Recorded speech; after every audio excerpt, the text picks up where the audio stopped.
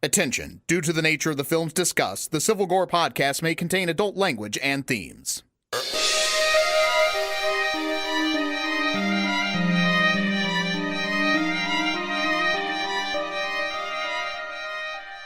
Hey everybody, happy post-Halloween. This is episode 35 of the Civil Gore podcast. I'm your host, Tim. And I am your other host, Brian. And if I'm sounding a little better, it's because I have to apologize. My mic setup, ever since I came back from our remote setup at Hallow Scream, I don't know what it was, but there was some kind of glitch with my microphone and my computer, so I kind of sounded very tinny. So, and Tim, who is the master editor, did everything he could, but it took me 2 episodes to figure it out what was the problem. And once we did, at least so it should be sounding better today, my side. But definitely give a round of applause, or a virtual round of applause if you're listening to this, to Tim for making it sound as good as it did. Brian was not nearly as dulcety as he usually is. No, I was nowhere near dulcet. I was as undulcet as possible. So we have a really packed show today and a very special surprise for you guys. We have an interview with actor Jimmy Dempster. He's been seen on the CW, on the originals. He's been on Devious Maids. He's been in a ton of indie shorts, indie horror films. Really, really cool guy. We've got an awesome interview for you just a little bit later on in our first chop. Yes. All right, so speaking of first chop, let's get right to it. So first up, Brian, you have to explain this one because this one's kind of funny. Yeah. So this actually, I got the message from good old Steve Cohn, who sent me the little stat on this, that Amityville: The Awakening had the worst opening ever at $742. And the funny thing is, it's like, with the last couple of weeks, we've been going about this horror resurgence and how this and that, and here comes this one, which was much maligned. I think it was for, I think it was a couple of years it sat on the shelf. And so it opened $742. And just to put a perspective in it, if I hadn't mentioned it, you guys know I am moving. I happen to be moving to Amityville, and our maintenance fees for the year total more than $742. Well, here's what I don't understand. Like, number one, I saw the movie free on Google Play, legitimately. Like, they released it for, like, you could rent it for free. So I don't understand that aspect of it, why you would do that. The second thing is, it's not that bad a movie, honestly. It's not great, but its badness doesn't come from it being like a terrible, terrible movie. It just comes from it being mainstream, typical Hollywood fare. It's not by any means the worst horror movie I've ever seen. So I don't really get all the hate for this film, honestly. Yeah, I mean, from what you described about it, from the plot and the angle of it, how it was, how it's like the actual original film exists in the universe, I think it's a cool take on it. So I don't know what did it. I mean, it could just, I don't know. Maybe it's just not a, it was a franchise that was so all over the place with so many different Amityville movies that weren't even part of the franchise. And then, maybe just by this point, everyone's tired of it. So they didn't even think that it was, and then just when people hear that a movie sat on the shelf for 2 years and they made such a big deal about that fact, I think that kind of puts people in a sour mood for it right off the bat. So they probably didn't really give it a chance. I never saw any marketing for the movie either, other than, I basically found out about it like the week before I watched it. So I don't know, maybe it's the marketing, maybe it's the, who knows? Maybe it's Maybelline. I don't know. Maybe that's it. That could very well be. Well, Bella Thorne's in it. I don't know what she does, some kind of makeup. But Jennifer Jason Leigh's in it. I mean, that's that's right. Yeah, a pretty big name. I don't know. I would say don't let the terrible opening and this aura around it scare you off of it. I mean, it's no pun intended, but it's fine. It's a fine movie. It's nothing spectacular, but as far as like a rental for a date night or something, it's perfectly adequate. Oh yeah, no, I would actually, I wanted to see it. I just didn't. I don't think I have Google Play. Like, you need that little stick for it, right? No, you can do it. I watched it online on the website. Oh, so I could have just... Oh, is it still there? I guess not, huh? Yeah, I watched it on the computer. I don't know if it's still available for free, but it might be after this weekend. I know. They may be paying you to watch it. I know. I feel so bad. I saw like an additional when they were doing that. They basically said it averaged $74 per theater. Think about that. I've gone to the movies and spent, I think, almost $74. So it's like, between the snacks and everything. I think when we saw Skull Island, Reina, was it Reina Kong? What is, or Skull? No, it's just Skull Island. I'm getting the ride confused. Just Skull Island. Sorry, Skull Island. Reina Kong is a ride. Anyway, and so when Julie and I went, so that, we got the whole the drink with it, we got the fancy meal, so they added up and you put the two together. But $742 probably doesn't even pay for Jennifer Jason Leigh's catering for a day. I know, probably my God. Yeah, that's crazy. But I mean, I had like, how did they even tabulate a total so low? It's like, what were they like? Okay, there's got to be a mistake. There's a zero missing. There's something. Oh, yeah. I would have loved to be in the writers in the room. The people that collect that data when they got that. Must have been fun. I finished a trilogy recently. You guys have probably heard of the Strain television show, which is actually really good. I'm on the last season now, and but I decided to go ahead and read the novels. And the TV show, actually, I started watching that before I started reading the novels, and they're a very faithful adaptation for the most part. In fact, while I was reading the books, I kept picturing the people from the television series because that was what I knew. It's actually really, really good. Really great trilogy. I'm kind of behind the curve on this one because it's been out a while, but definitely recommend it if you enjoy the TV series. Definitely go read the books. They're pretty good. If you like vampire apocalypse, and who doesn't? Right. And then I had this is the home stretch for the horror movie challenge. By the time you guys hear this, it'll be all over. Yeah, I don't think I'm gonna. I don't think I'm making it. As I'm recording this on Monday night, I have 2 films left. That's it, 2 films. So I've got to watch 2 films between now and tomorrow night, midnight. I was like crushing this challenge over the past couple of days. So let me tell you what I watched. I watched Houses That October Built 2. Ah, yes. Which I really enjoyed. I love that movie. I mean, now granted, your tolerance for this movie is going to depend on your love of just like random haunt footage, because I actually watched the timer, and maybe like an hour of this movie is nothing but just them going around to different haunts and stuff. There's nothing like really plot driven. It's just basically footage of them going around to different events. I personally love that. I like seeing that kind of stuff.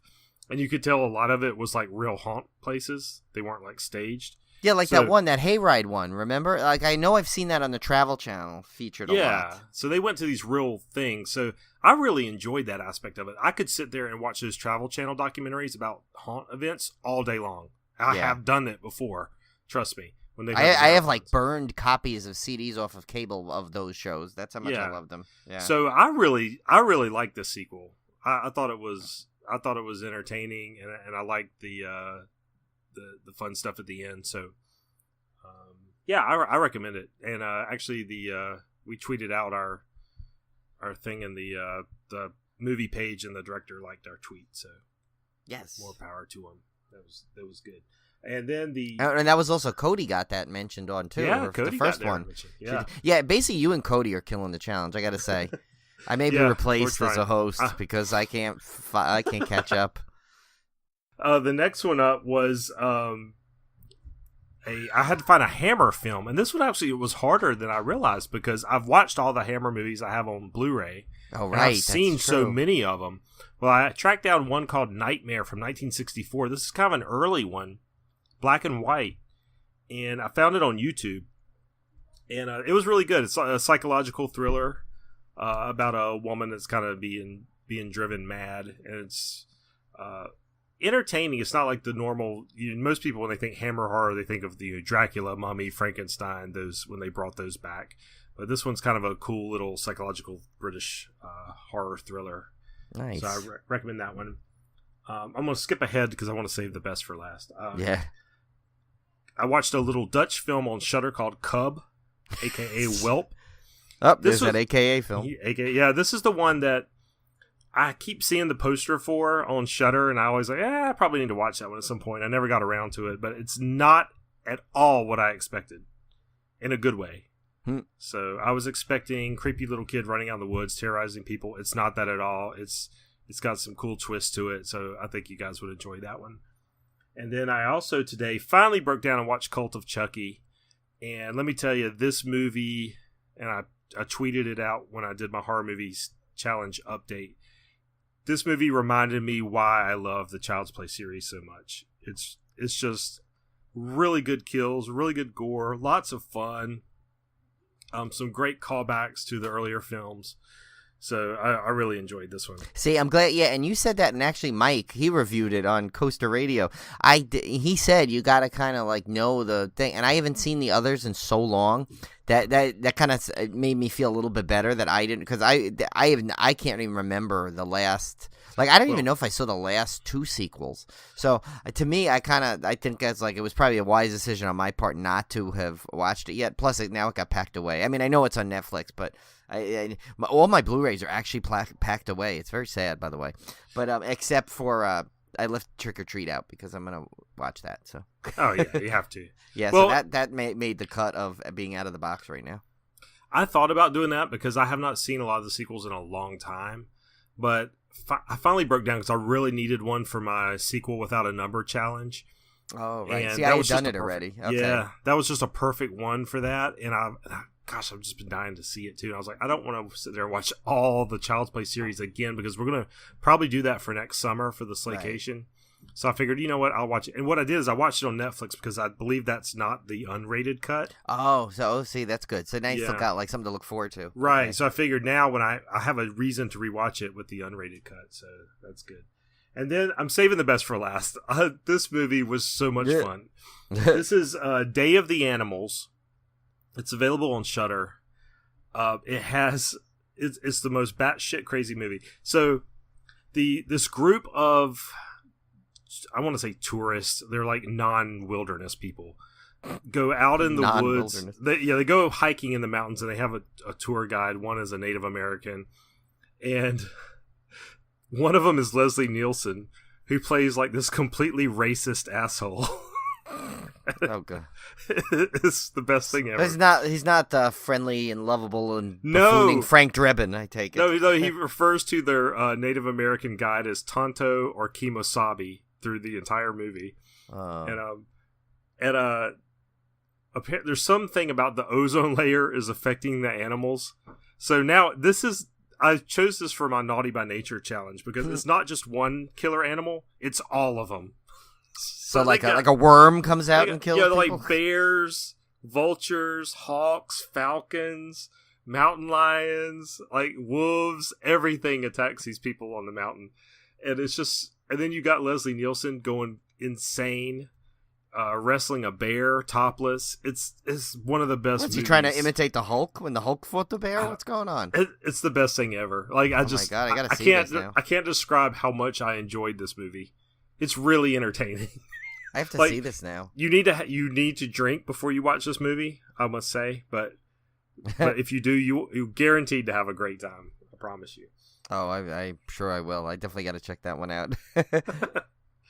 And then in next news here, I'll tell you, I know we keep saying that we are sticking to our guns that there will be another Friday the 13th movie because Jason is a hot commodity right now. He was not only is the game doing well, and that great fan film is getting a lot of buzz, but now he is officially going to be available in SLAYAWAY Camp as a character, which kind of the whole game was kind of based on Friday the 13th a little bit to begin with. So now he's actually a Jason Voorhees character. There can be a Jason Voorhees levels in there, I guess. That's awesome. I didn't go into much of it, because I want to be surprised when I actually play it, so I didn't read anything. So I'm just going to download it when it's available. So, yeah, so that's a cool thing. So Jason's hot commodity. I mean, I tell you, they want to deny that there's another Friday the 13th film coming. All they want, trust your friends at Civil Gore. It's coming. There's too much smoke around this fire. Yeah. There is something coming. I have not seen this much buzz around a character ever to have it not come to fruition. Right. I mean, my God, we saw the Nightmare reboot, all the Child's Play. We've seen all that stuff come out with less buzz around the main character. So I guarantee you by next year, by the time Halloween's reboot comes out, you will be hearing that there'll be the other Nightmare and another Friday the 13th film will be in the works. It's guaranteed. We've been pretty good on our predictions lately, too. Yeah, I mean, like even just like when we say it so flippantly, like just almost in jest at some level, sometimes it still comes true. So beware of Civil Gore and their prediction. I don't know. That's right. And we definitely wanted to give a shout out to our friends over at Chips, Dips, and Dorks. They've got a cool Halloween interview. This episode, if you don't know about Chips, Dips, and Dorks, it is a podcast around 80s movies, which is another big love of mine. Honestly, if I had never done a horror movie podcast, I probably would have done an 80s movie podcast. That's how much I love them. Yeah, and these guys are great. They have a great group of people that do this show. You got Josh 2 Cents Miley, Mixmaster Mike, Hip to Be Square Heather. You got G. There's like Terrordome Tony for the Terrordome Tony, of course. Yeah, and it used to be Izzy was on there. So and Jen is on there. There's just so many people on that are so great, and it's so fun, and they love 80s movies, and it feels like they're reliving your childhood with you each episode. So it's amazing podcast, and so it's definitely one of our favorites. I know. Yeah, so they've got a cool interview for Halloween where they're interviewing urban fantasy author. I'm gonna destroy this name. I listened to the podcast today to get this name right, and I'm still gonna screw it up. But it's Rick Gualtieri. I think right? That's it. Yes, that's Gualtieri. It. So Rick Gualtieri. He writes some. He's got several books out, and I think 2 Cents was talking about how they kind of reminded him of Stranger Things, like kind of that 80s vibe. Like if you enjoy that 80s type nostalgia stuff, you would really enjoy these books. I'm definitely gonna look for these because they sounded really, really cool. Yeah, no, and especially this the Tome of Bill. It just shows what a good interview it was because it got me like sitting there like as soon as I was like in the car when I was listening to it on the way home from work. I'm like, I gotta look this up and order these books. The audiobooks, because it sounded so much fun, and the author is just is such a, you could tell he loves what he does, and that's always a great thing. So that alone, that was just infectious. It made me want to do that. So yeah, you guys got to listen to that interview because it's a great interview on a great podcast, and so so definitely go check that out when you get a chance. And speaking of interviews, we had the privilege to sit down and interview Jimmy Dempster, who we talked about earlier in the show, who has appeared on television and numerous films, and such a fantastic guy. He was really, really cool, very gracious to come on and spend a few minutes with us for this interview. Now, I do want to say we did have some audio problems with this interview. It was on our end. We were trying out some new software for our Skype recording. We had tested it the night before with another guest. It had worked fine. We tested it before the interview. It worked fine. During the interview, not so much. So we did have a few problems there. So if you do hear some little glitches here and there in the audio, we apologize. But we didn't want to just throw away the interview because the bulk of it is perfectly legible. Yeah. So and it was a great interview, and Jimmy's such a nice guy, and so we are gonna list the films that he mentioned during the interview, and we're gonna have links to all of those in our show notes. So definitely go check those out. And actually, let me pull up some of them right here. He's currently appearing in One Night of Fear, Dark Road 79. He's got some upcoming projects: Messiah, Fury of the Dragon, Torrent. Go check out the IMDb pages, check out the website pages. Again, we'll have links to all of those, and we hope you guys really enjoy the interview. So here it is, our sit down with Jimmy Dempster. Hey guys, so I'm very proud to welcome this next guest to the show. You may have seen him on TV's The Originals on the CW channel, or Devious Maids. He's also been in numerous short films and indie films and a lot of indie horror films, which is what we like. Please welcome to the show, Mr. Jimmy Dempster. What's up, brother? Thanks for having me. Welcome, Jimmy. So good to have you on. Anytime. So, Jimmy, I see you've got a lot of projects upcoming, but you really haven't been in the industry all that long. So, tell everybody, like, how did you get started in the acting and into the industry? We were living in Florida at the time. We moved there in 2009, and around 2000, we were just working, doing regular stuff, had a regular job, and I want to say 2012. I found out about Full Sail, the university out there, film university. And a buddy of mine told me, he goes, yeah, they're casting for some independent projects if you want to go out there and check it out. And I was like, really? I was like, acting? I don't know. I didn't really have any aspirations at the time. We were pretty comfortable. And I've never taken a class or I've never done anything, at this point. So I was like, I'll go check it out. And they were casting for a movie, a zombie film. And I was like, yeah, well, I'm a huge zombie guy. I mean, Romero, old school zombie fan. Like I think we all are. Yes. Yeah, absolutely. So I basically went out there and I was like, yeah, I could be a zombie or something. That'd be really rad. I'd love to do that. And I walk in and knowing what I know now, it was a casting and just an open call. And I walk in, I go, yeah, I'm here to be a zombie. I saw your ad. My friend told me, he goes, oh my God, lady hands me a whole bunch of sides. She goes, you have to read for this character and you have to read for that character. And I'm sitting there thinking to myself, what's a read? What are you talking about? I'm like, what?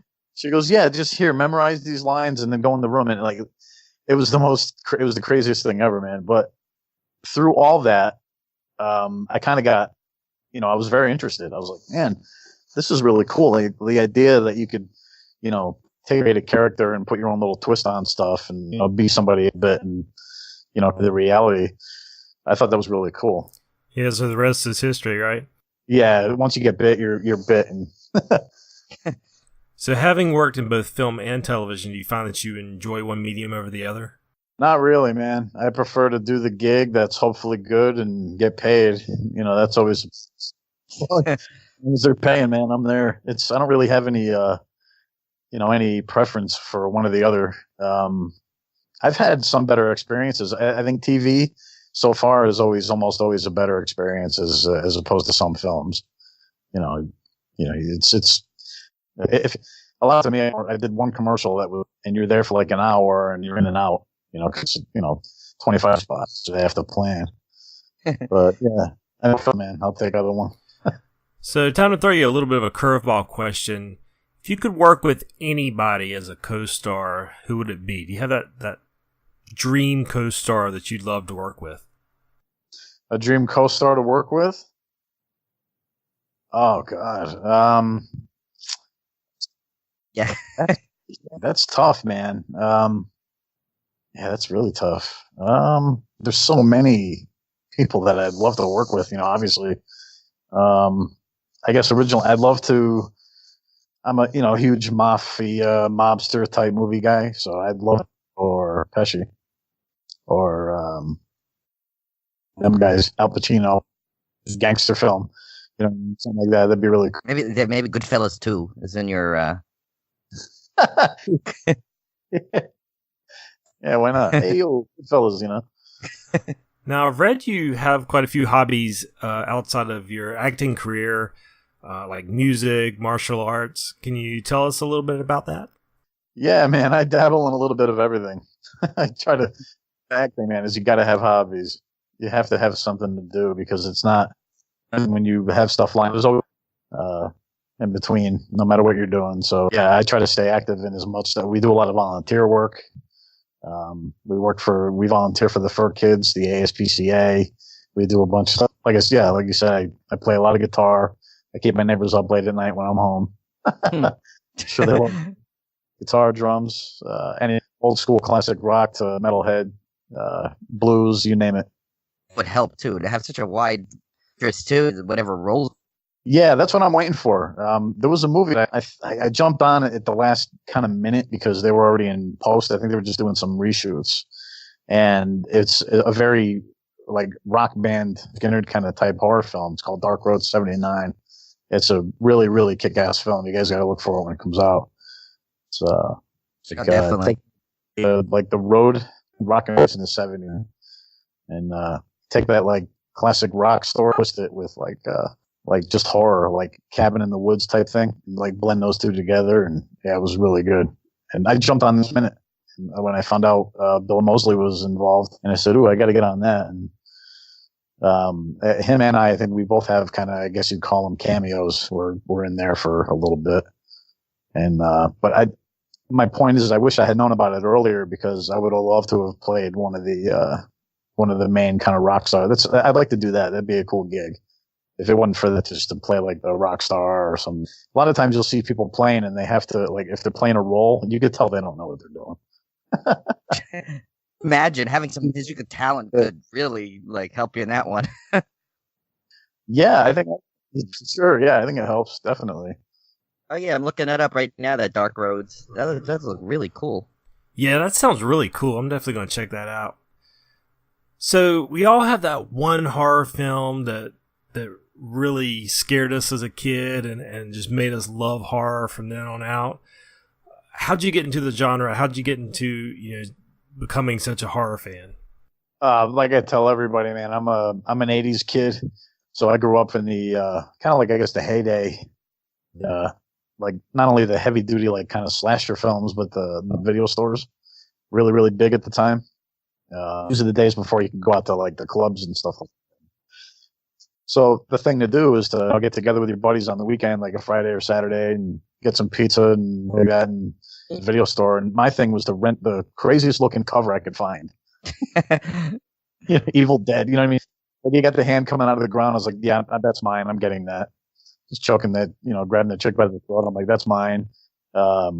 Anything that had the band sticker on it, there was always like the band section, like, this band and 40, like, oh my God, I have to see that now. It's like the best marketing ever. So, and yeah. Yeah, I know me and my buddies would always try to find like that one VHS movie that was covered in dust and cobwebs, like was in the back of the store because nobody would ever rent this thing. I mean, it's just the most bizarre, crazy titles we could find, and that's what we would bring home for Friday and Saturday nights. Yeah, I always wanted to work in a video store. I never got that chance, but I always thought that would be like the coolest job ever. Yeah, but I got to mind Jeremy. I've known him for years, and he was, it wasn't Blockbuster. It was, I forget which one it was, one of their competition, and he was like, had like the dream job. He was like a big kid. He was like, oh man, love hanging out here. It's like kind of the arcade that you used to play with as a kid, play at as a kid, then getting a job there. It's just weird. Yeah, it's like the dream job. You get to hang out and check movies in and watch movies all day. I was like, yeah. Oh yeah, definitely. So being a big horror fan, there has to be that one iconic villain that you'd love to play like in a remake or a reboot. So if you could just play any horror icon in history for an upcoming remake, which one would it be? I got to actually play, I would probably say Michael. I got to play Michael in a short fan film. It was actually a feature film. I think it was H35 or something like that. Years ago, it was like before I even had planned on doing anything. I was talking to this guy, and he was he makes the masks. He actually makes them and sells them like replicas, and they're really really good. They look really legit. Like he's a big fan of, and me too, the Dick Warlock mask from Part 2. Right. He makes like identical replicas to that, and he was like, "Yeah, I'm doing this thing, and I was thinking about shooting a movie and." To help promote the masks. And I was like, oh, that's really cool. And he's like, yeah, would you like to play Michael? And I was like, what? No. He was like, are you kidding? He's like, yeah, man, it'd be really cool. Turns out there was like 4 or 5 different Michaels on there because everybody kept like, it's tough when you're scrounging something like that independent. And you rely a lot on your friends and people to help out. And they would shoot like a week or 2 with one guy, and then he would bail out, and then they bring another guy in, and then I came in. And I think all my stuff's in the beginning, and then I do a scene later, I think, where I'm killing some kids at a party. These kids are doing, yeah, it was really fun. It was like, so I got the chance to kind of do that, and if you've ever even done that for like Halloween, once you put the jumpsuit on and the mask goes over your head, it like transforms you. Oh, that's awesome. Yeah, it's really rad. I'll have to dig that up. I never got And I haven't seen footage for that in a while. I have to see if I can. I think it was on YouTube. I'm gonna look it up. I'm gonna try and find it. That sounds really cool. He did. All you got to do is watch the beginning. It's like because that's the stuff that I did is right in the beginning. I kill a few people, and then at the end, when I start attacking the kids at the party. But it was done very well, very well. I had the music and everything in there. Apparently H2O, so it's like H3O or H35. I was like 5 years ago. But yeah, it was actually pretty good. I'll have to try to get the footage. But yeah, it would probably be Michael or somebody, or even like try to recreate like. There's not really many new villain like horror icons really out there. I'd probably prefer a new kind of crazy backwoods. It's all been done. It's like what are you gonna do? I think all the best stuff started off as like a fluke, like the hockey mask for Jason that didn't come in until 3, and that was just one of those things. Like, and then once they went with the hockey mask, there's no other way to go. That's it. Yeah, I keep telling people on the show I'm keep waiting for that big 80s slasher resurgence. I know. I keep hearing that. I don't know if it'll. I mean, especially now with almost everything 80s, almost every other thing now seems to be vintage. Stranger Things. I think Netflix did Glow. They brought Glow back. There's a big kind of there's a lot of interest now in vintage kind of, and I get there's a whole audience there, and it's fun to tap into that because like tough to sell that movie now, man. Because, it's like they have to no cell phone thing. It's like most movies you hear, pick up your phone, call the cops, the movie will be over in 5 minutes. You know what I mean? But we're straight to air that scene. Even ours were guilty. One Night of Fear. It's like, we're not getting a signal. It's like. I did say in their cell phones. I'm guilty of that too. I said the same thing when I was watching it, and you guys explained it. I'm like, oh, there it is. Okay. Yeah, I mentioned that. We actually talked about that on the set. I was like. Because it wasn't written in. I think that was just one of those ad-lib things that they come up with last minute. Because everybody be sitting there scratching their head. Like, the first thing you have to do is address the elephant in the room. There's always going to be somebody going, why don't you run out the door?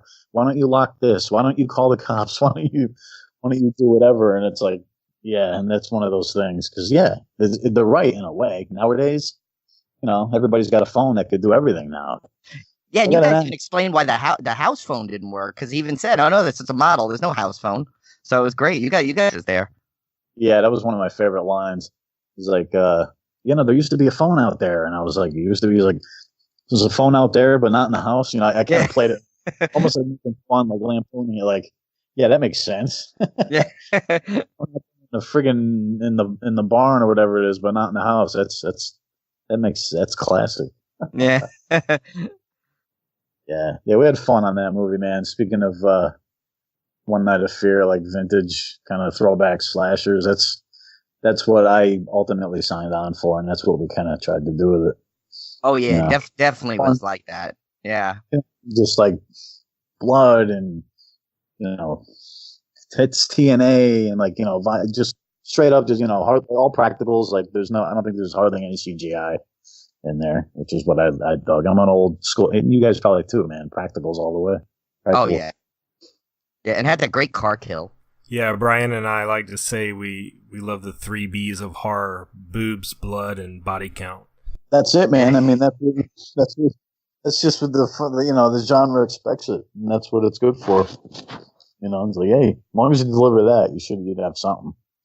Oh yeah. So, Jimmy, tell us a little bit about what you're working on now. What you got upcoming? Actually, I just wrapped a film. It's kind of funny. I'm here. I just wrapped a film called Fury of the Dragon, which is like a crime thriller, very ultra violent, almost comic book kind of style movie. Really, really rad. That's heading into post, I think now. Yeah, I think we just wrapped on that. I play a character called the Ghost Killer, who's just completely out of his mind. Sadistic, sadist, racist, rapist. There's nothing in there that I don't think I do. That I don't do. So that was fun. Horror fans will definitely get a kick out of that.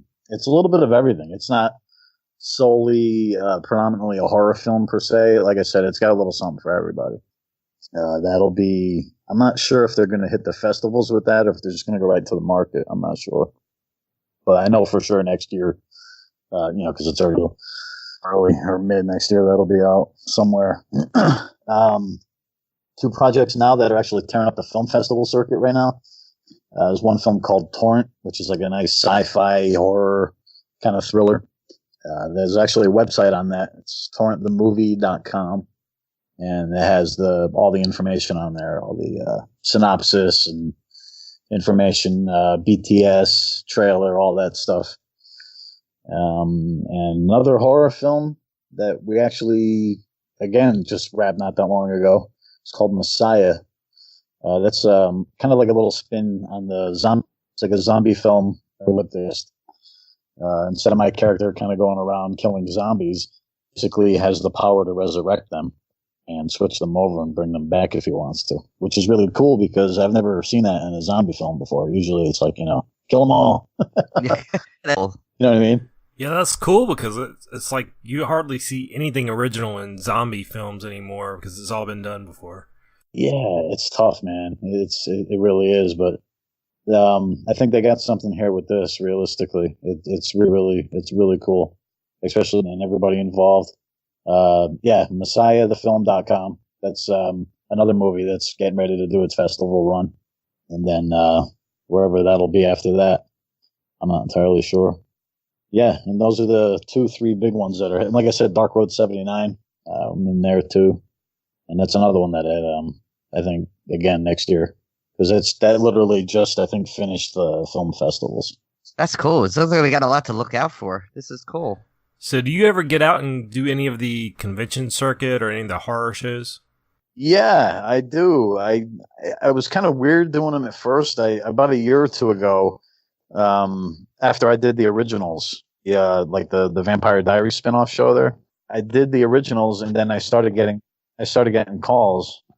Like I was just featured on that, and I started getting calls saying, "Hey, we're having this event out in South Carolina or wherever." I've been to a few, and I'm like, "Yeah, we'd like you to come out because we're doing a panel and we're gonna have some people there." And I was like, "That's really cool, man." And I'm a huge convention guy. I like going anyway. You know what I mean? Like just we're all fans, and I like going and meeting with people. That's my thing, meeting, mingling. So yeah, I definitely. The more stuff I do, the more I'd like to actually do more of them as well, because you could, get your stuff out there and just Yeah, we love going to those too. So hopefully, if you hit one in the the tri-state area over here in New York, New Jersey, Connecticut, and stuff, I'll definitely come check it out. Yeah, absolutely. I would definitely be into that. Is there anything going up out in Wilmington? What's the big one they have out there? We don't really get any big ones here in Wilmington. Probably the biggest ones are you have to go out to Raleigh or Charlotte. There is one I went to this spring, which is the Mad Monster Party, and that is in Rock Hill, South Carolina. South Carolina. Yeah, I've seen that. And then I think Myrtle Beach also has like a pop culture convention every year. Called XCon. Huh. Yeah, I might have to look into that too. Yeah, you should check out Chiller. It's actually one of the. It's twice a year. One's actually this coming weekend in New Jersey, and they have usually one it's October and April of the 2 ones, and it's a great convention. They had a ton of stuff. I was planning to go. It's just I'm actually in the process of a move, so I'm not gonna be able to get to this one, which means I'm gonna definitely try for the April one for sure. So. Yeah, definitely. Oh, yeah, in the middle of a move too, man. Yeah, I know. I've been there. Yeah. Settling in here now, so yeah. What did they had? Spooky Empire was the big one, and Mayhem was the big one in Florida. They had out in Orlando there. They had again 2 a year. They had one like in April or May, and then they had one in October. And it was always tough because all the really really rad stuff happens around Halloween, so you had to kind of pick and. Do I want to go to Atlanta? Days of the Dead? There's a bunch of different stuff. And yeah, I mean, I try to go to them as many as I can. Lately, like I said, it's been, do you want to be a guest? And that still blows my mind. Still not used to that yet. Be a guest, really? You sit in the green room with like all the other people that you grew up watching. Yeah, it's really cool. Yeah, that's great. Awesome. Well, man, it's been a pleasure having you on, Jimmy. Before we go, is there anything you want to promote or anything else you want to tell our listeners about they can go check out? Oh, I mean, Fear is available. You can check that out. It's on HD, uncut. It's pretty badass. Like a rainy Saturday night or something. Check that one out. I'm on IMDb. I just recently broke down and got an Instagram. Party to the party on that one, man. I was like, I was one of the last guys to have like a MySpace page. Never jump on any of that, I don't know. I'm not, but I understand that doing what we do, you have to be big on social media because that's how people can contact you and get in touch with you and tell you if your movie was good or if it's or whatever. Good interview, see? Yeah. Cool, man. Well, once again, thanks so much for being on the show and taking the time out of your busy schedule to hang out with us for a little bit. It was a big treat for us. I'm sure it'll be a big treat for our listeners. And you're certainly welcome back anytime. Yeah, thank you so much. Absolutely. Anytime, guys. Thanks for having me. Yeah, and see if next time, if you're in the convention in the local area, we'll come over there, we'll have a beer, we'll hang out, and we'll talk more horror. Oh, absolutely. Definitely. So that was really cool. That was a fun hangout. Yeah, I had such a great time talking. He is just a cool guy to talk to, and I mean that was obviously the first time we've ever spoken to him, but yet it felt like we knew him because as you heard in the interview, there was some stories he told that was basically me and Tim's childhood, especially that Friday night video store. Right, and I hope I don't ruin his reputation because he looks like a scary guy, and he plays a lot of villains. But he was actually like super, super nice. So. Yeah, we just ruined his whole career with that. No, yeah, he really he's a great guy. He's great, and he's like his love of what he does is so apparent, and it's inspiring to meet someone that just got the bug of what they wanted to do, went after it, and is successful in it. He's making it happen. Yeah, he's hustling and making it happen. That's cool. But of course, now it's time for our dismemberment. Wait, no, please, God, no, don't cut off,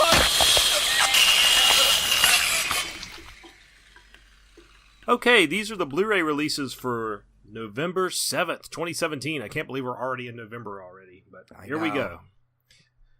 First one up. I always laughed at this title. Oh my God. Darkman 3. Die, Darkman, Die. It's like, how many times can we say Darkman and Die in one title? This is 1996. This is a Shout Factory release. Now, why they did not release Darkman 2, I don't know, because I've never seen any of the two sequels. Yeah, I want to say I've seen them all. My good friend Paul, the one that's, of course, done our great sound effects on the show. He's a big Darkman fan. I believe I saw them all with him. I don't know why. Yeah, why is it not... Like, I mean... as far as I know, there's the original Darkman there's a good release out. I think I'm pretty sure. But you're right. I don't think the second one came out, and then they kind of skipped ahead to Die Darkman Die. I don't know what happened. I don't know. This one's got a new audio commentary, though, if that's your thing. I guess we should go ahead and read the summary for those who are not familiar with Darkman. I have not seen the original Darkman since it came out on VHS. That's how long it's been. So I don't remember anything about this movie. But anyway, Darkman, needing money to continue his experiments on synthetic skin, steals a crate of cash from drug lord Peter Rooker, attracting the gangster's attention. And when I read that, all I could think of was Michael Rooker. I was just going to say the same thing. I said, wait, Michael Rooker's in this. Oh, no, wait, no, he's not. Rooker is determined to find the source of Darkman's super strength and uses his beautiful but evil doctor to lure Darkman into a trap. Thinking that the doctor will restore feeling to his tortured body, he discovers too late that they have taken a sample of his adrenaline, which they will market as a super steroid. As Darkman plans his revenge on Rooker's gang, he slowly begins to care about Rooker's neglected wife and daughter. He must now find a way to help them and destroy Rooker before he uses the adrenaline to plunge the city into chaos. Now, if that's not a comic book plot, I don't know what is. Oh, yeah, it's total. And the whole thing is, it's so comic booky, but it's good. They're enjoyable films. So, I mean, that's the thing. It's like, I got a problem. With Blu-rays, and obviously we know I have a penchant for buying everything, but I have trouble buying, like, a future sequel when the sequel before it is not out yet. It's hard to Well, is it? I mean, I don't know that it's not out. I don't. some Well, form maybe or it is. It could be. I just it seems like they're really concentrating on the third one, but we've done this dismemberment now for close to almost a year now, and I'm surprised we haven't heard it come out before that. It wouldn't have been mentioned in there or something. Shh. But I don't know. Shh. Listen.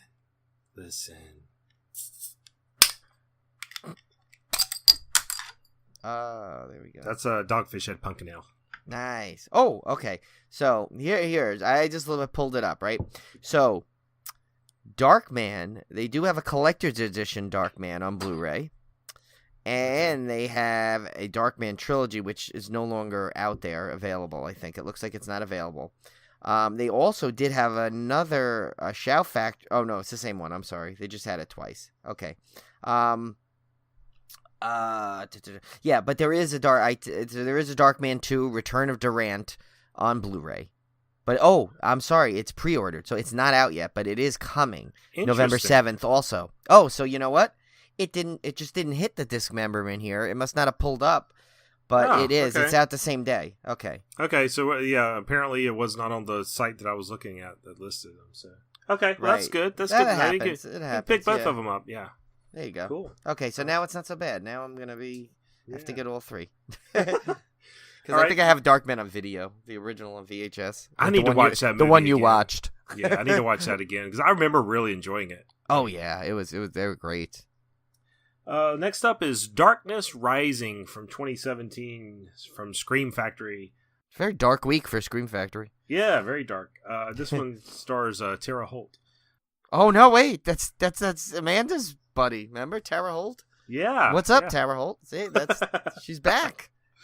A woman and her friends break into her abandoned childhood home where her mother went mad and nearly murdered as a child. Was this the same Tara Holt movie that we discussed? I think we've time? discussed. Yeah, I think we discussed this one. It's one of those circular gore, I like to call it, when we discussed it theatrically, and now we've been on long enough that it comes out on our dismemberment. Yeah, you're gonna get that a lot probably. It is, and I think we should when Civil Gore gets big enough, we should start releasing our own versions of that. Like the Civil Gore version. Where we've mentioned it and now it's loops around on home release, and then we stamp our seal on it. Yeah, we need to get to the level where we can actually do blurbs on the back of the Blu-ray cover. Right. This one's a winner, says Tim of Civil Gore. I know, with a big thumbs up. Yeah, Tim and I have some lofty goals and some semi-lofty goals. One, we both agreed we want to be on long enough that at least one point we get mentioned in that little section on Entertainment Weekly when they talk about podcasts. Yes. And number two, obviously, now we want to be mentioned on the back of a DVD case with a quote. A review like Civil Gore says 5 slashes or something, Yeah, I want to be taken out of context, right? Because that would be more appropriate. It'd be more appropriate, if I'm trying to think of a good way to say it. If you want to say something like, "This film is really good if you want to blow your brains out," and then they just put on the back, "This film is really good." Yeah. ... says Tim of Civil Gore. Yeah. or just the other one. You'll blow your brains out. Yeah. Civil Gore. Yeah, one half of that. They'll basically split it because they'll run out of. We won't have the cachet to get a full quote. They'll only take one half of it. Or they'll mix the first half of my sentence and the last half of Brian's sentence to make it sound good. Yeah. And they'll put Civil Gore says. Yeah, exactly. So there's our goal. So yeah, anyone out there listening, make sure you if you work for a production company and need a quote on the back of a label or box or something, let us know. We'll help you out. That's right. We're not too proud. No, not at all. Next up, I think this one we may have mentioned before. Killing Ground, 2017 from Scream Factory.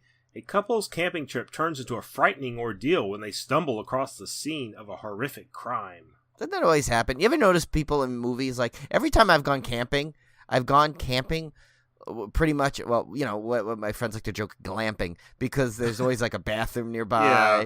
There's always sometimes there's power. There's a nice little charger camping for store. your iPad. Yeah, it's I've never seen that in the movie. Everyone always goes camping and they're the only tent out there. But that's why I love camping movies.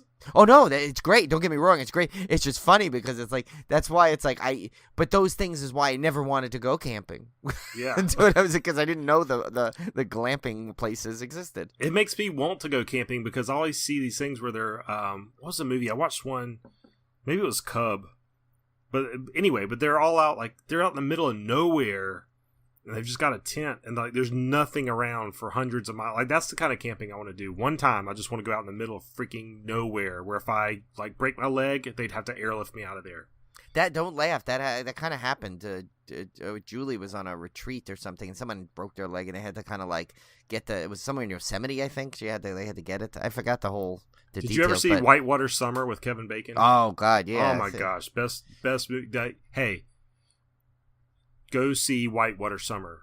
Yeah. Or go rent it. Don't go see it. I mean, you can't see it. They're not going to have a theatrical re-release. There might. You never know. soon. Maybe there's something when do they have those campsites that have outdoor cinema or something? Yeah, I wonder if I bet Chip Stips and Dorks has not done that one. They need to do that one. Yeah, I don't think. Is it technically 80s or is it early 90s? I don't know, but Kevin, my brother Kevin, actually rented a small theater and showed this movie for his birthday. Oh, nice. That's how much he loves this movie. It was a double feature. It was Whitewater Summer and Maximum Overdrive, believe it or not. Oh my God. Oh yeah, you're right. 87. Okay. Yeah, dude, if they have not done it, I'm writing in to Chip Stips and Dorks you need to do that movie. It's oh my God, yeah, and it's got such classic 80s people in there. Sean Astin. Yeah, Sean Astin's in there. It's so great. So great. Oh my God. Kevin Bacon. One of my favorite Kevin Bacon roles ever is that movie. Yeah, he's creepy in it, though. Oh, my God. Yeah, so we got way off topic. Yeah. So let's get back on topic with Mother Krampus. That sounds like, you know what that sounds like? That sounds like one of those curses that someone would use because they can't say, a bad word on, network television. They're like, Mother Krampus. You know, this is going to be terrible. It reminds me it sounds like a euphemism for menstruation to me. It does. Oh, Mother Krampus is visiting again. Yeah. And Aunt Flo. Yeah, it does, right? Yeah. I hate to say that, but that's all I could think of when I saw Mother Krampus. Maybe you never know. We didn't see this movie. Maybe it's a metaphor. Yeah. Well, this is the Cinedigm release. I don't think we've done any by them yet. No. Based on the myth of Frau Perchta, a witch that comes on the 12 days of Christmas, taking children each night. You know, there are so many, right? Obviously Krampus is the one everyone knows, right? But then this one's a different take on it. And then I remember one back when I was when I lived in California, they used to have the Santa Claus Around the World display. And at the end, they had some guy named Evil Peter, which was the same, where's this guy, and he had a sack, and he'd basically take Santa's bad list and go around with a sack full of those twigs that he'd whip the kids with. So it's like so many versions of this evil Santa Claus. So I wonder if Krampus is some kind of not it doesn't translate to one singular thing, but it's just the evil, just in general. I'm assuming. I guess he had to have a mother, so. He does, right? I mean, he just does. I just don't think there's spontaneous or immaculate or whatever it is, crampsection. I can't say it, crampception, but this Kickstarter, yeah. Hashtag immaculate crampception. Crampception. It's a tongue twister, but yeah.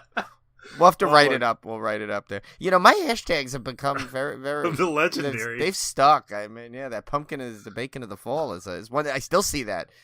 Cody still uses that. It's great. Oh, next up is one I swear I think I've seen on Shudder. I haven't seen the movie, but I've seen the title. Satan's Cheerleaders from 1977. I think you're right. I think it's been on there. This is a VCI release, and it does have an audio commentary. The janitor at a local high school is actually the scout for a coven of Satanists on the lookout for a virgin to sacrifice. Are these baseball scouts? Do they literally go around in old caps and jackets and wander around going, "Hey, this guy's got great Satanism skills," you know? It's One day he kidnaps the cheerleading squad to use for their rituals. I love how he kidnaps the entire squad. The whole squad. There he goes. However, unbeknownst to the devil worshippers, one of the cheerleaders is actually a witch and has plans of her own for the Satanist. Oh, it's evil versus evil. This is kind of it's kind of like Last House on the Left. Yeah. Revenge type. This actually sounds pretty good. I know. I was reading. I was like, I was kind of laughing at the title, and I was like, actually, that sounds kind of intriguing. The whole scout thing it started off kind of comical, but it's like the way it's worded. It's like, wouldn't it be funny if like that guy, the scout was like a really like bad scout, and instead of coming back with someone from that's a Satanist, he came back with like a relief pitcher or something. It's like, But he's not looking for Satan. He's looking for virgins. Oh, That's harder to find. Oh, especially cheerleaders at high school. Sorry, that's terrible. I'm just basing it on the '80s trope. We're basing it on the horror movie tropes. I know many cheerleaders that were not like the presented in the films. And speaking of witches, I forgot one of my Civil Gore Horror Movie challenges. I watched one called The Long Hair of Death, and it starred Barbara Steele. That one's on Shudder. That one's really good. If you liked, Black Sunday or any of those old witch movies, you'll really like this one because it kind of borrows a lot from those. Just speaking of witches, that's what it reminded me of. Look what's coming next. Look what's coming next. I know. I know. I was so excited when I was copying this down. Yeah. Our old friend, the Limehouse Golem. Yes, he's back. He's back. 2016. And this time he means business. No. Yeah, this time he has a corona. Yeah. Image Entertainment. Yeah. This was I swear to God, I thought this came out this year. I could have sworn. You know how I'm just going by IMDb, and sometimes like the actual movie might have come out like it was actually filmed in 2016, but didn't come out until 2017, or it was making the film festival circuits for a year. True. Because I remember it was out with something else really popular. Remember when we were joking about how we were saying like, well, who's gonna go and say the two tickets for the Limehouse Golem? Yeah, so we got to. I want to say it was like a couple of months ago. It was like in the summer, season. So I don't know. But what's funny is, as much as I make fun of this movie, I really want to see it. No, me too. That's the thing. Because it's a period piece, and I love Olivia Cook, who stars in it. She's the one from Bates Motel, and she was in the original Ouija. Like, I really like her, and I really want to see this movie. It reminds me of it looks like kind of Penny Dreadful-ish. Oh, maybe. Cool.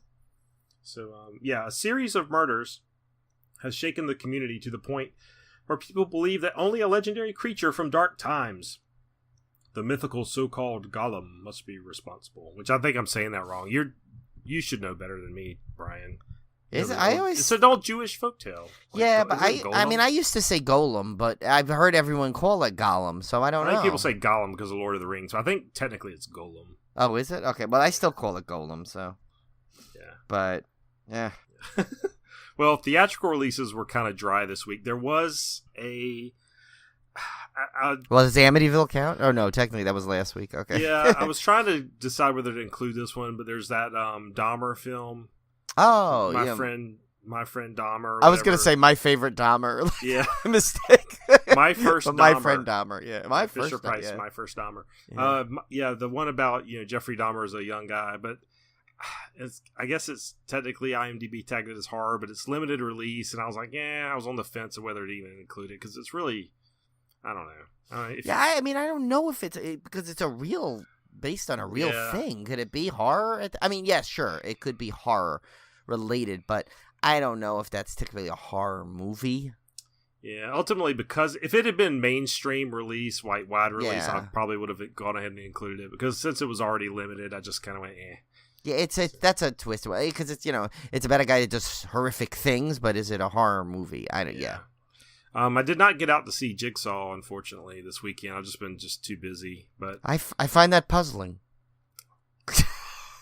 But you knew it was coming. It's been a while since Brian's tried to get himself fired from the podcast. I did, really. Yeah, I kind of hinted at it earlier when I didn't complete the horror challenge, but I guess that's even not enough anymore. I don't know. Anyway, it's on my list. I'm going to try to go see it at some point, but it's just been... I was on call this weekend. I've heard such mixed things. Like I've heard some people love it, and some people just like, eh. So, I don't know. It actually did it had a decent opening, as we expected it would. Well, compared to the Amityville. Compared to that, there's also some like George Clooney movie that it toppled, which wasn't saying a whole lot, because I think that one had been kind of panned to begin with. So right. Anyway, so speaking of panned movies, Let's get right onto our feature. Oh. Oh, bad segue. Yeah. All right, so anyway, we decided to do the film Found Footage 3D. In 3D, no less. In we 3D. Watched it You in watched 3D. It, yes. And it was available on Shudder, which we get 25 cents every time we mention the word Shudder. Did you know that? Do we really? We should. I don't think we do that. No, I wish. That's wishful thinking. Yeah. That's our But, next step. We'll eventually get there, hopefully. Yeah, so Found Footage 3D is a sort of a meta take on found footage movies, obviously from the title. It's a tongue-in-cheek look at the whole found footage genre, which has almost become self-parodying at this point. Right. And but what was interesting about it was Shudder had offered like 3D glasses to watch this, which I never got mine actually. I never got mine either. I had to break out my old ABC TV somehow. I don't know when this was. God knows, but they were sealed. They were still in a plastic wrap that while packing, I discovered it. It's like ABC TV in 3D. Like they must have had some kind of night of ABC shows in 3D at one point. So that's the ones I used.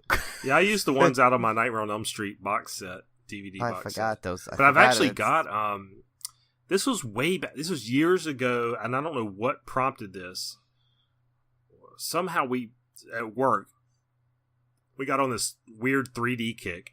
And so, like, one of the guys broke down and ordered, like, an entire box of red-blue glasses and a whole box of the cyan magenta ones. Yeah.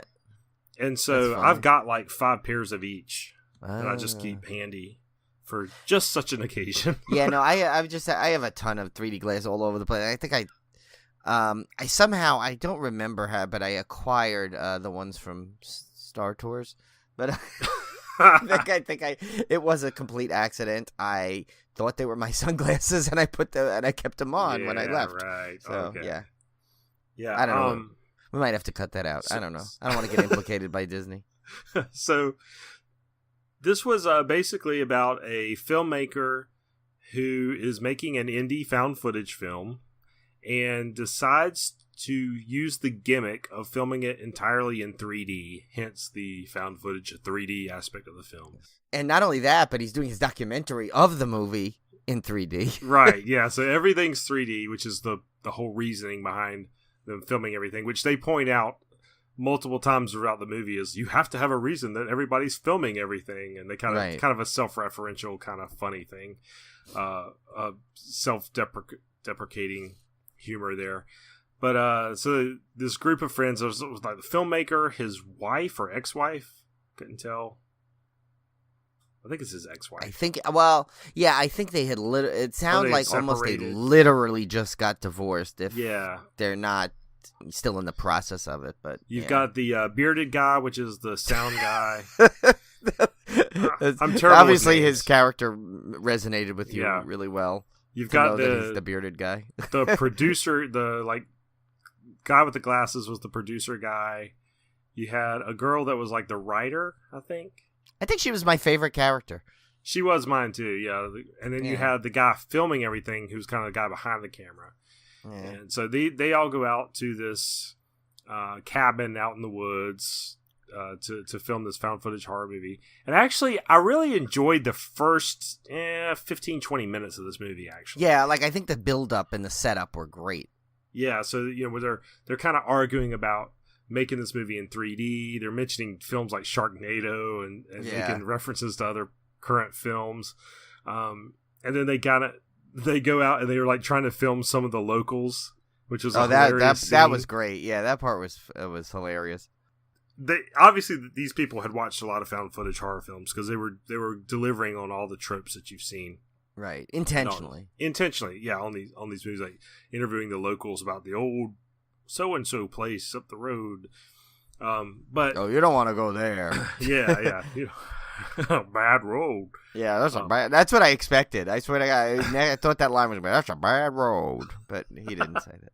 There's no joke. But anyway, so they get out there, and as you might expect, weird things start happening. Here's the problem, and it's really hard to even talk about this movie because honestly, runs for an hour and 40 minutes, and I would say probably an hour and 10 minutes of that is nothing happening. Yeah. Which I think it was almost as if they were trying to, because a lot of found footage movies do that, you know, where there's just little teases and there's a lot of like almost like playing on your own I guess anticipation and so I don't know. I'm like wondering if that was intentional also. I don't know. You know, it might have been, but yeah, it probably was. But at the same time, it's like if I'm intentionally making a bad movie, at the end of the day, I still have a bad movie. I think didn't the guy say something like that too? He's like, well, it's like it doesn't matter. Like he's like, I still don't want to make a bad movie if it's just because it's 3D. Or say he made a line like that. So that's the thing. They keep doing that, so you can't tell sometimes if they're actually in character or trying to or actually filming the scripted found footage movie. So there's a lot of like things like that going on, and I think. You know, also I think at some point, because the 3D is actually really good in it, so sometimes you're caught up in the 3D that you actually can miss a cue that could be, to me at least, I was like, there was one, I'm like, oh, okay, no, this is just their scripted version, because it was a lot of like duality. They were trying to show that like a lot of stuff that was going on was the same thing that was going on in the script, and vice versa, and so it was, you know, but it was like I think my biggest thing is that. And I don't know if this was, again, intentional because of the type of film it was, but, like, I didn't care about any of the characters. None of them were particularly likable except that one girl, like the one that they, like, hired. It was, like, her first thing to help out with a movie or something. I mean, I just, no, I thought the main guy was an a-hole. Yeah, totally a-hole. And he was, to the point of it was so over the top that he was, like, really annoying. Like, I was like, all right, this guy's really annoying me. And then the other guy was kind of so wishy-washy. He was annoying. He and his wife just fought the entire time. Yeah, I mean, and it was like, I know it was, you know, they were trying to, I don't know, and you know, and it was just, that's the thing. It was like, you know, you there wasn't enough like difference between the script and what was really going on, and like like I said over and over, it may have been intentional, but it's hard when, I guess, you know, we've seen so many found footage movies that, you know, yeah, it's okay to do a tongue-in-cheek, like, kind of parody of it, but I think it needed to do more over the top to kind of clarify, like, this is what we're doing. Right, yeah. It was almost like the parody was too close to the real thing, and they ended up just making the exact same thing they were parodying. Right, and I saw someone review that on IMDb almost in the exact words, and I was like, I agree with this. This is what it was. Yeah. But like you said, the good points are the 3D is really well done. For red-blue 3D, which usually looks pretty crappy on television, this was probably some of the best red-blue 3D I've ever seen on my television. Oh, yeah, there was some scenes where they would do these... where it almost looked like those confessionals, like on a reality show, where they're just they're just talking to the camera, and there's this whole field behind them, and it's crystal clear, and the depth 3D was fantastic there. Because typically with red blue 3D, you get that ghosting effect, right? So you can see the depth, but you also see the ghost image of the other eye. And this one, you still had some of that, obviously, but there were some scenes where it was really clear, like it was really good. But this brings up another point that I didn't like about this film. There was not a lot of point to the 3D. Right. There's very few scenes where anything's actually coming out at you, which, let's face it, in a 3D horror movie, you expect things to jump out at you. And right, like Friday the 13th with the eyeballs. And even though that's kind of laughable when they do those intentional things, if you don't do that, what's the real point? I mean, most of this movie was watching people argue in 3D.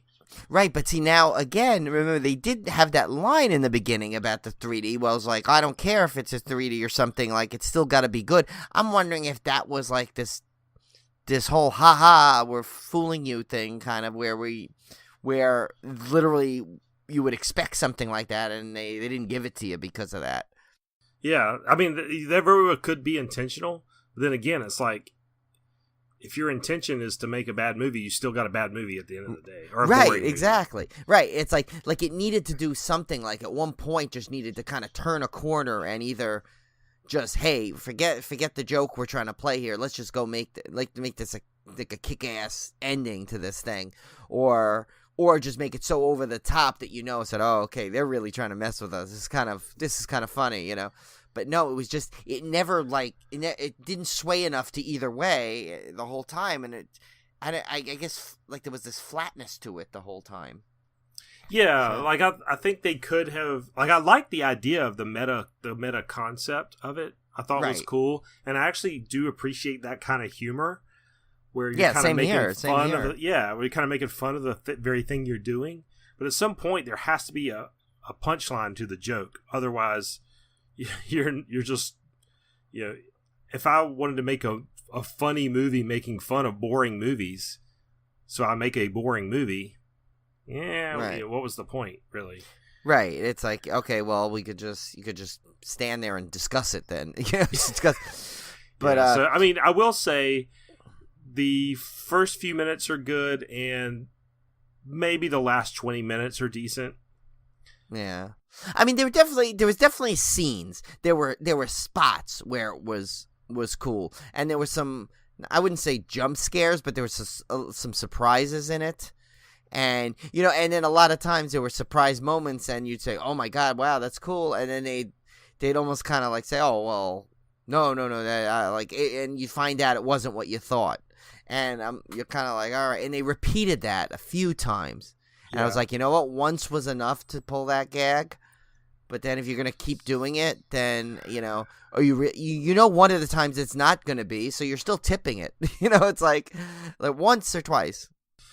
I think the overall problem with this movie was not the concept, which was good. It was not the 3D, which was excellent. It was just the pacing. It's too long for what it is. For the it's a maybe kind of a one joke pony, and that pony gets rode hard. And there was times, and that would be your quote, by the way. That would be the one they misinterpret. Yeah, Tim says it's like riding a hard pony. Yeah, so, but. There was times, and I never do this. I watch a lot of horror movies. It's very rare that I ever go, maybe I could just skip ahead to the end. And that's what I felt like during this movie. It felt interminable. Like I thought I would never finish this movie. Yeah, and listen, we try not to. I mean, we joke about movies, but we definitely try not to bash a movie. So I know this isn't sounding like a glowing review of it, but. Try not to bash it either, but yeah, I kind of felt the same way, and it was funny. Tim and I both were saying we were worried that the other one was gonna absolutely love it so much that, how do we react to it? I mean, it's like, but yeah, I mean, it's funny. We both kind of had the same kind of reaction to it, which, I mean, listen, you know what? I see a lot of reviews. People are raving about this thing. Yeah, there's a lot of people that love this movie, and I'm just not one of them, and that's fine. Yeah, if you loved it, more power to you, man. Listen, if just scanning my collection, Paul Blart too, there's people there, obviously, that, there's movies there that, I really have no business criticizing anyone's like or dislike for anything. So, you know what? That's the beauty of movies, it's not for everyone, and there's always something for someone. So it's very, very rare a movie will come out where that one person enjoys it somehow. So yeah, but I will say this: if you do happen to have some 3D glasses laying around and you do have Shudder, you're not going to regret watching maybe the first 15 minutes and maybe the last 20. Right. It's worth watching. I wouldn't even say you would. Yeah, I wouldn't even say you wouldn't regret watching it, because I don't regret watching it. Of course, because I've always wanted to see it. And you know what? It's like anything. You're going to go to a movie. There's very few movies you can pretty much go into guaranteed. It's going to be everything expected and more. So, I mean, even like, I mean, some of the blockbusters, there's always that chance that it may just not hit the way they expect it to. So I don't regret watching it, but I wanted to see it, and I'm glad I had watched it in 3D. I say, it's been on Shudder for about a month, but they just released the 3D version, I think, about a week ago. So I was waiting for that, and so I'm kind of glad I waited and watched it in 3D, because I think watching it in 2D, I would have been like, oh God, I think I would. I'm glad I didn't watch, because at one point I was thinking, I said, I'll just watch it in 2D, and then I'll watch it in 3D after, because I mean, I used to be the biggest 3D person. I just love everything 3D. But once this whole, when Avatar and everything was coming out in 3D, and I would start to, you'd see some of the 3D movies and it's stuff, you'd be almost try to be so blown away by the 3D aspect that you might miss some regular things in the movie. So even with like movies like with the Star Wars movies, I don't want to see it in 3D the first time because I'm already going to be all over the place with excitement, trying to concentrate on everything anyway. So it's like I usually will see it in 3D like after I've seen it a few times already. So I'm glad I didn't do it with this one though, because I really don't think I could have sat through it twice in that short period. Oh God, no way. I could see myself revisiting it later on again. Maybe it's if I'm just in a mood for a found footage movie or something in 3D. I wouldn't say I'm gonna bury it to never to be seen again. I am. I will go. You're not gonna see it ever again? No, I'm done. Well, anyway. I mean, the women were attractive in it at least. Yeah, they were. But you almost had one of the bees in there. Yeah, it's hard because I don't like bashing any movie really. I mean, but I also don't want to not give my honest opinion either. No, So, yeah, it would. I mean, in all honesty, not to sound like we're experts or anything, because we've definitely never claimed to be that, but we also don't want to ever mislead. Right. Mislead anybody just to go say, oh yeah, just go see this. Oh yeah, because we want to be like that. Be on the side of everyone podcasting. Yeah. I mean, because we're still not saying don't see it. See it if you haven't seen it, watch it because you may like it. You may and like we said, the 3D is fantastic. So if you're a 3D guy that likes to watch 3D stuff, oh, definitely watch it because it's really some of the best. Like Tim said, best, especially red blue. Yeah. I mean, red green. Sorry, you don't. Oh no, it is red blue. Red blue. It's red blue. Yeah. Yeah. Red blue. I mean, you don't want to. You got to give it its credit for doing a good job with that. Yep. So we had I thought was a pretty good beer pairing this week for this one. This is a brewery out of Idaho. So I don't know how wide a release you'll be able to find this one, but I like the name. It's by Double Vision Brewing. It is their Double Vision Doppelbock. So yeah, it was funny. That's how Julie watched the movie yesterday, basically, because I kept telling her, I said, "You want me to get you a pair of 3D glasses?" And she's like, "No," because she wasn't really gonna watch it. She was gonna be doing work while I was watching it, but she ended up keep watching it. And I said, so about another 10 minutes after, I'm like, "Are you sure you don't want to?" She goes, "Well, let me just see your glasses for a second."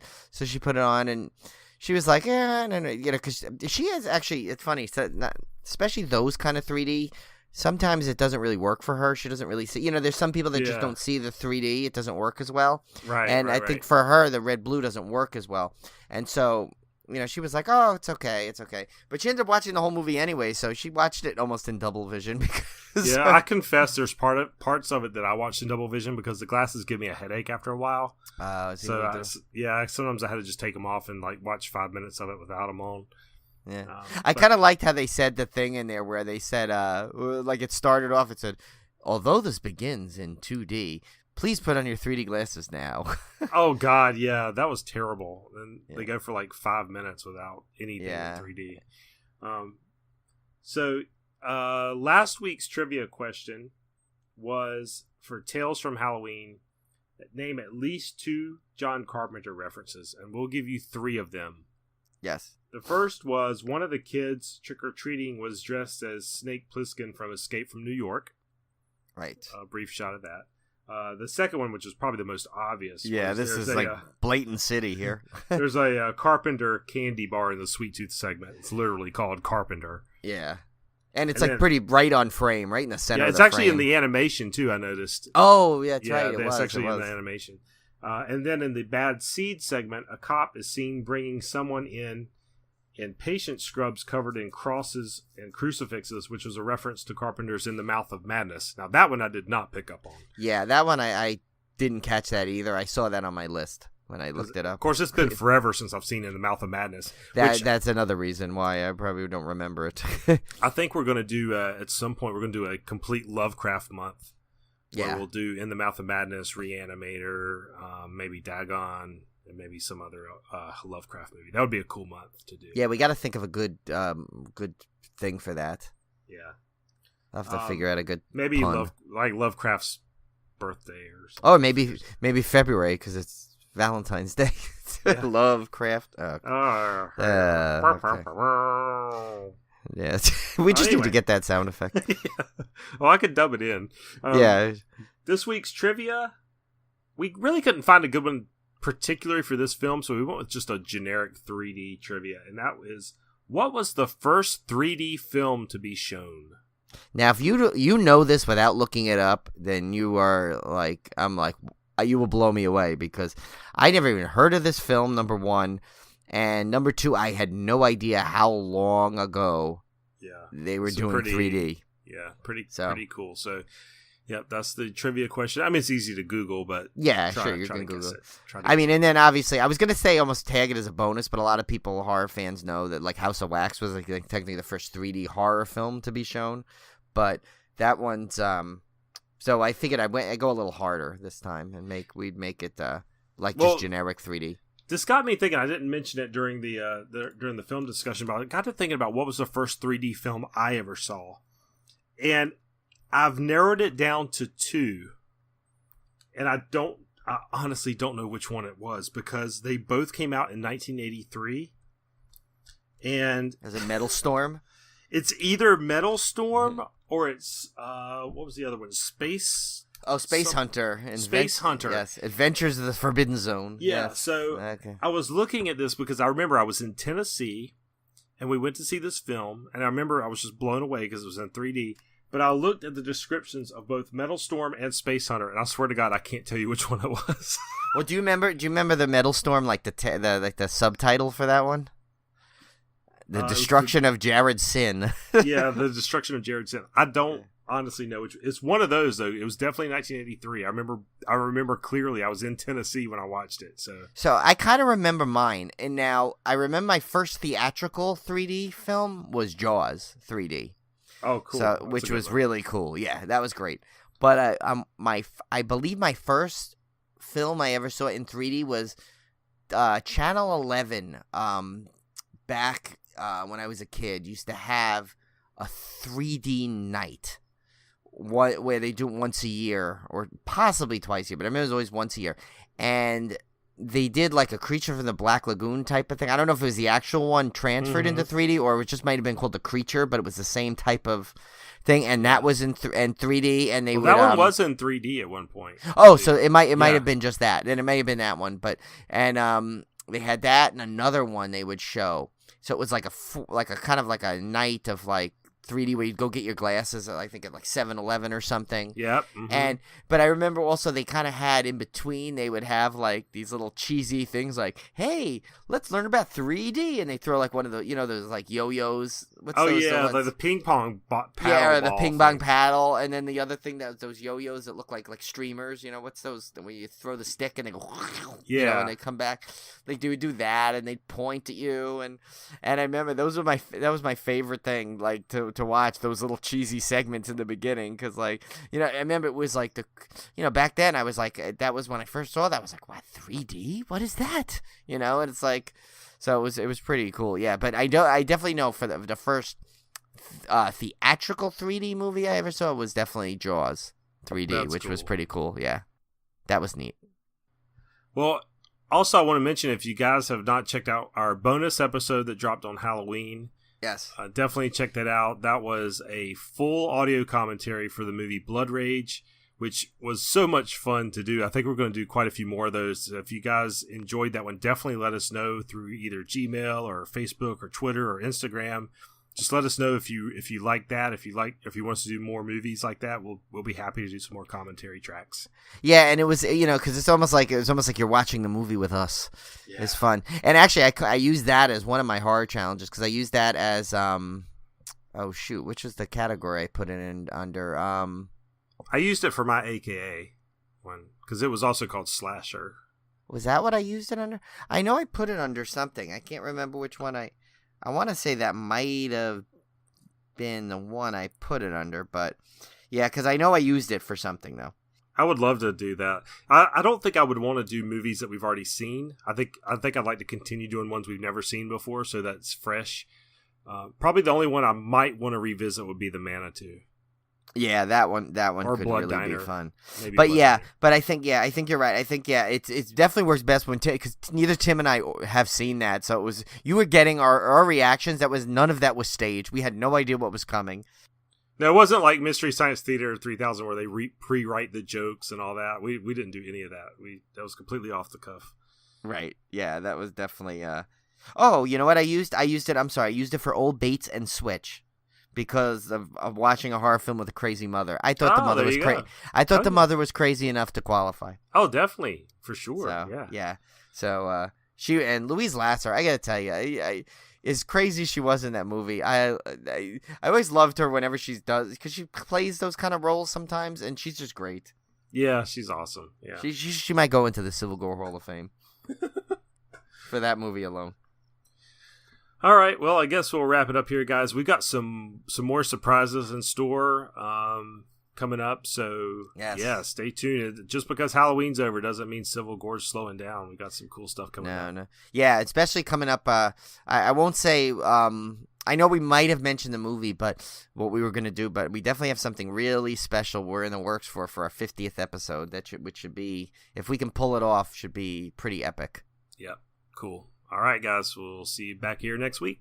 Yes, and enjoy and beware of found footage 3D.